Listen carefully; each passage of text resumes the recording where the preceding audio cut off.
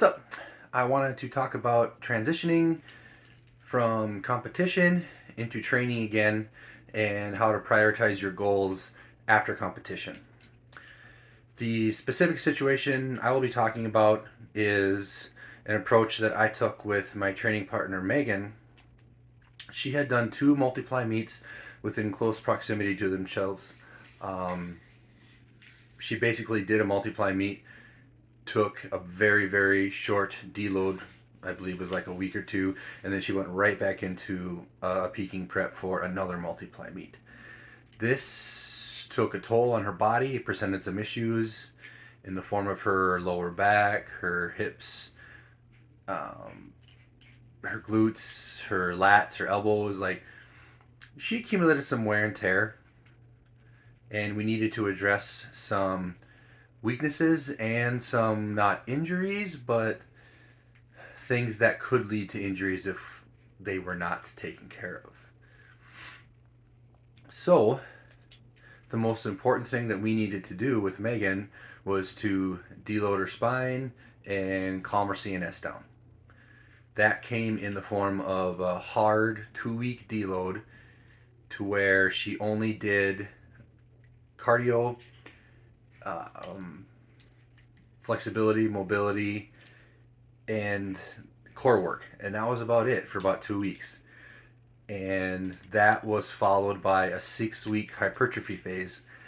The point of this 6 week hypertrophy phase was not necessarily to build muscle.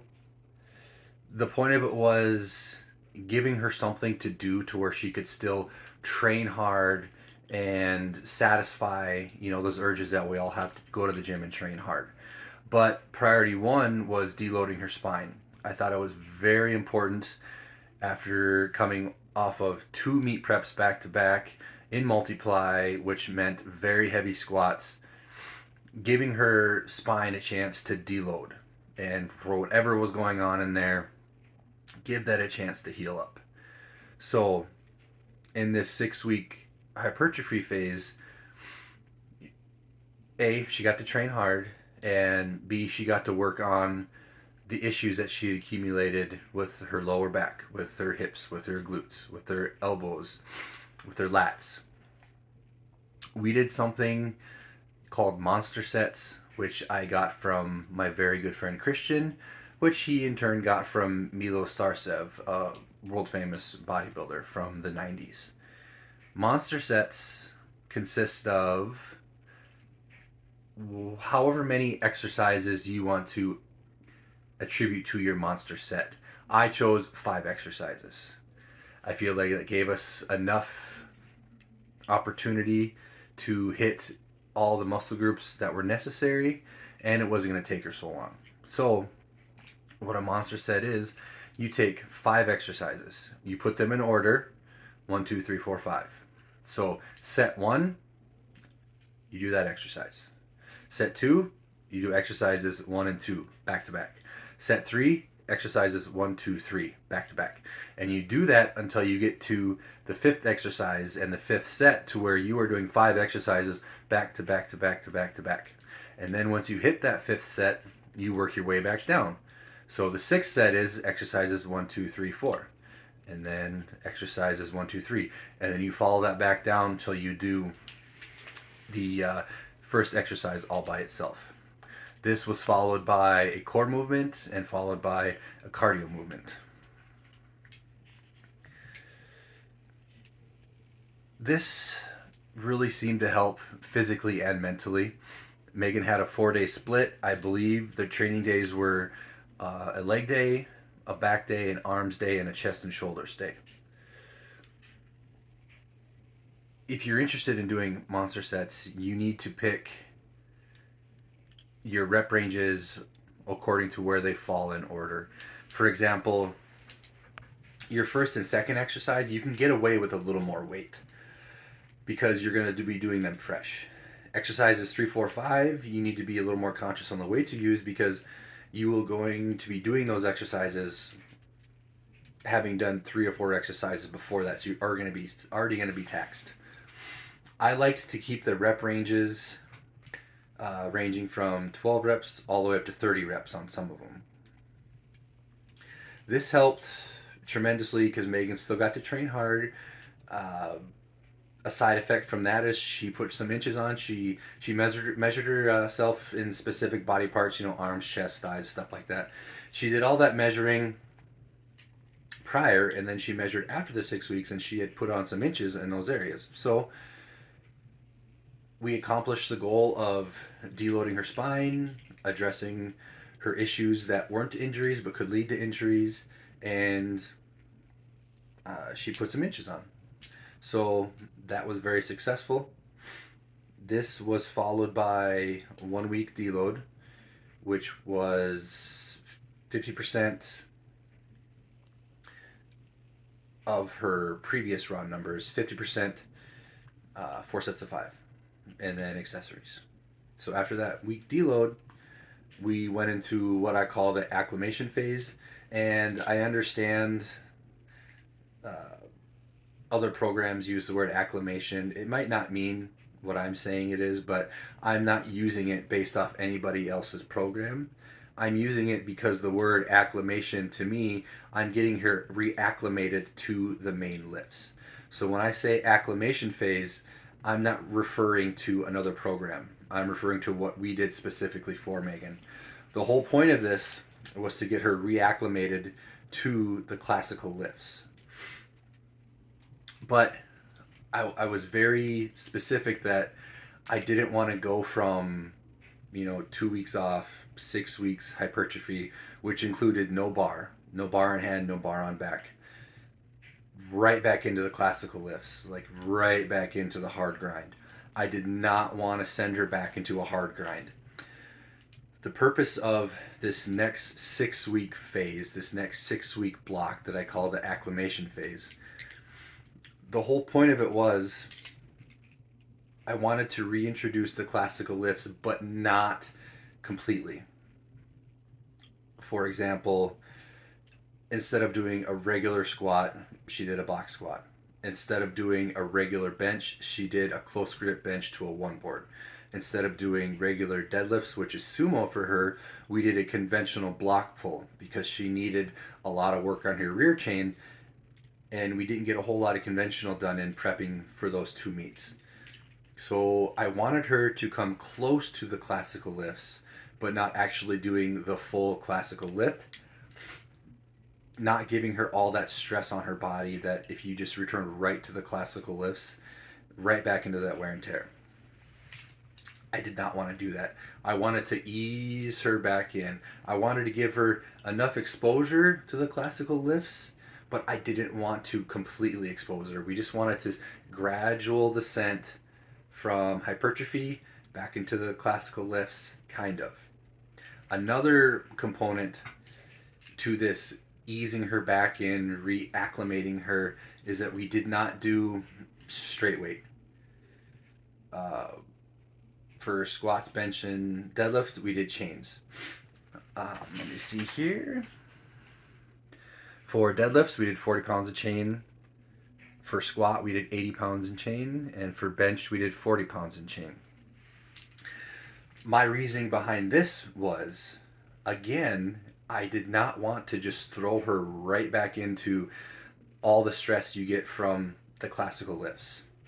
So by using accommodating resistance, we were able to get her to feel the weight at the top. Feel the heavier weight at the top, where you have a better mechanical advantage, where you're stronger, where there's less stress on your body. And in the hole, where you are at a less mechanical advantage and there is more stress on the body, we wanted to lighten that load. So we wanted her to feel the weight. We wanted to get her a better feeling for the weight that will be coming eventually when she returns to full classical lifts. But we also wanted her to ease into it. So a good way to ease into it would be accommodating resistance. It's going to be heavier at the top, lighter at the bottom. So there's going to be less stress where it is the most stressful, more stress where there's the less stress on everybody, if that makes sense. This was also a 6-week phase. Going with the theme of easing her back in, We went um, week 1 and 2 was 5 reps. Weeks 3 and 4 was 3 reps. Weeks 5 and 6 was a single. So let's say, for example, on her squats, which was a box squat, she would work up to a 5 rep max with 80 pounds in chain. And when I say 5 rep max, she worked up to a heavy set of 5 to where she was straining, but her technique wasn't breaking down. So she hit whatever number it was, I recorded it, and the following week when she did a set of 5 again, we just wanted her to beat it, even if it was only by 5 or 10 pounds. The point of it was just to gradually increase. And then on weeks 3 and 4, she did a 3 rep max. Obviously, that 3 rep max should be heavier than the 5s she did, but again, we only went up to a heavy set of 3 to where she was straining, but the technique was not breaking down. So 5s, and then 3s, and then singles. So it's 2 weeks of 5s, 2 weeks of triples, 2 weeks of singles. Each one progressively adding more and more weight. Then afterwards, we did a soft deload, and we went back to her classical lifts: traditional squat, traditional bench, deadlift, and her traditional snatch was a sumo. We did 6 sets of 4 at 60%. I based it off Prilepin's charts. Now is the time that we are going to take on the classical lifts again. The first week back, I wanted her to work up to a weight that was near maximal, but was not maximal.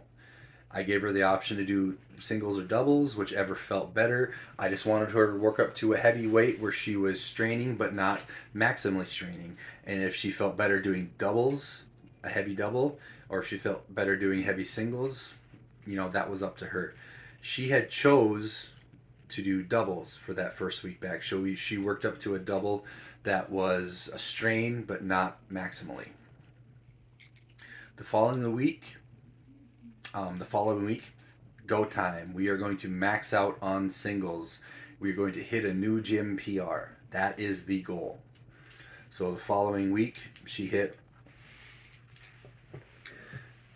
very big PRs actually on all 3 lifts. Let's see.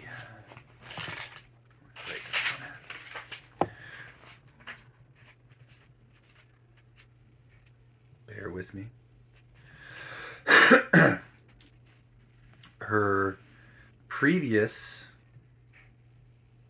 raw squat was 319 pounds. When she tested again, it was 335 pounds. She tested her bench, which previously was 159 pounds. And when she ended after this phase, it was 200 pounds. And deadlifts, her previous max was 303 pounds, and she worked up to a 335 pound max. The bench had easily the biggest carryover, 159 to 200, and honestly, she could have gone above 200, but she had a little bit of a mental stumble. It was all technique, it wasn't strength. But the point is, that is just off 6 weeks of actual powerlifting strength training, because the 6 week before that was just hypertrophy, and then 2 weeks before that was just a very hard deload. I have not tried this with anybody else before. Megan was the first person that I kind of ran this through, and it turned out to be absolutely awesome. To note, in her 6 week acclimation phase, where she had a squat, bench, and a deadlift day, she also had a second bench day. And I've read many times that Louis Simmons had stated that something that helped his bench go up tremendously was doing ultra wide grip. Doing ultra wide grip for specific rep ranges. for example, we chose 6 for Megan. So she did on her second bench day, she did an ultra wide for her, an ultra wide bench grip, and she worked up to a heavy set of 6 on week 1. Now, the point was work up to a heavy set of 6 before technique broke down. So she didn't actually max out on her set of 6. She worked up as heavy as she did before technique broke down, or she felt something weird in her shoulder. So for those 6 weeks, she progressively climbed. Each week she got better, added more weight to her 6 rep that she was prescribed on that day. She started at 140 pounds of ultra wide grip for 6 reps, and then she ended at 160 pounds for ultra wide grip for 6 reps, which 159 pounds was her previous raw PR. And when she was at the end of it, she was doing more than her PR for 6 reps.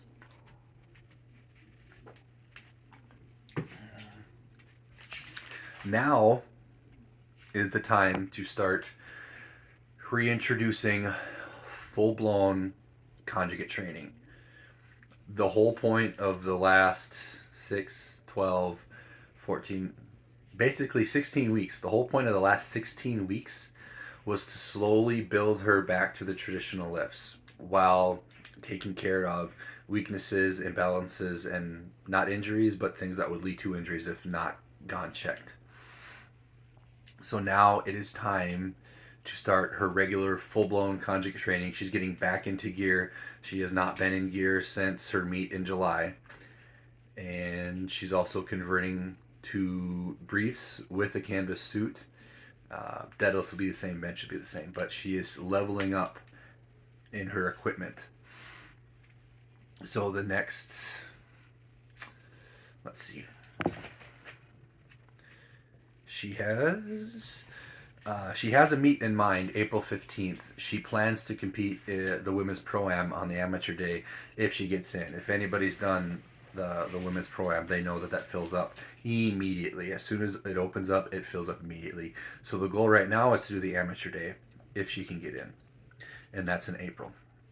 So we have basically 10 to 12 weeks to get reacclimated to training as normal. Like, we are back at training. We are not climbing back up, trying to acclimate it to training again.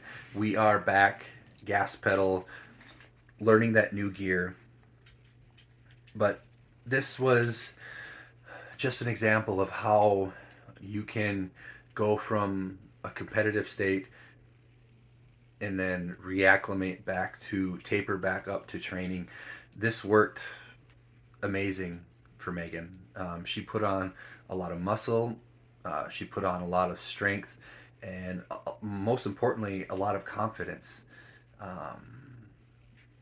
We were able to help her alleviate a lot of aches and pains and near injuries to where she hit lifetime PRs in raw with no pain, no discomfort. So this was a really cool little return to training and acclimation, hypertrophy. This was just a really awesome prep that we split into a couple different phases and blocks. And if anyone wants to give this a try, by all means try it. I mean, it worked amazing for Megan. And if anybody has any questions on it, absolutely hit me up on Instagram or in the comments. But yeah, I was so happy that this worked out, because I had never tried this with anybody before. This was the first time we tried it with Megan, and it was really cool, as someone who coaches people, to see a bigger picture. Not like a lot of people want things now. They want it done in weeks, if not days. But this was about a 16-week process, and not a lot of it was actually powerlifting training. The only, like, the last 6 to 8 weeks was actually powerlifting, and even then it was just ascending back up to where she finally hit really good raw PRs. And if you get stronger raw, it's only going to carry over to your equipment. So I was very pleased how it went. Very proud of her, and yeah, give it a shot.